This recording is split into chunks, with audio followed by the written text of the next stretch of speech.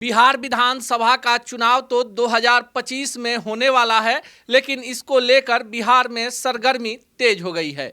नमस्कार, मेरा नाम अनूप नारायण सिंह है और आप सच टॉक्स को देख रहे हैं। बिहार में मौजूदा समय में एनडीए की सरकार है और नीतीश कुमार बिहार के मुख्यमंत्री हैं।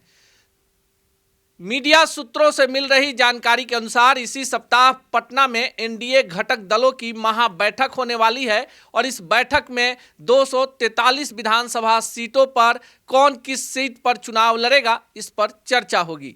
सूत्रों से मिल रही जानकारी के अनुसार 110 सीटें जदयू के खाते में और 110 सीटें जो है बीजेपी के खाते में आ सकती है। इस प्रकार मात्र 23 सीटें बचती हैं, जिस पर चिराग पासवान, जीतन राम मांझी और उपेंद्र कुशवाहा का दावा है।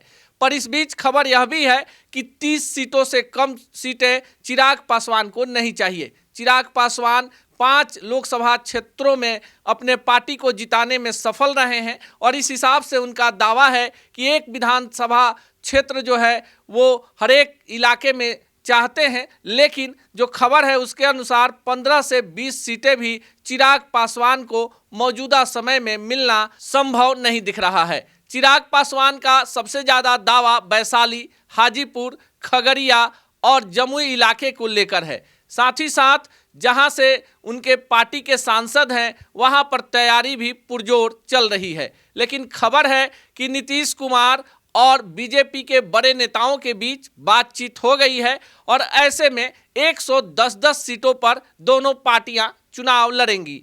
हालांकि यह भी संभावना जताई जा रही है कि जिन सीटों पर अन्य पार्टियों के उम्मीदवार मौजूद होंगे वहां पर सिंबल की अदला बदली कर ली जाएगी। यानी अगर लोजपा का कोई मजबूत प्रत्याशी होगा तो बीजेपी अपने सिंबल पर या जदयू अपने सिंबल पर चुनाव लड़वा सकती है।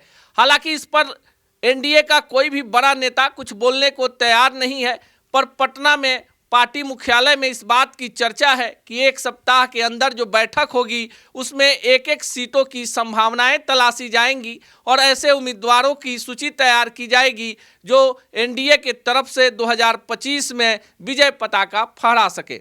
अभी हालिया सर्वे के अनुसार बिहार में अगर विधानसभा का चुनाव समय से पहले होता है तो ऐसे में 170 से 80 सीटें एनडीए जीत सकती है। पर परिस्थितियां बिहार में तेजी से बदल रही हैं।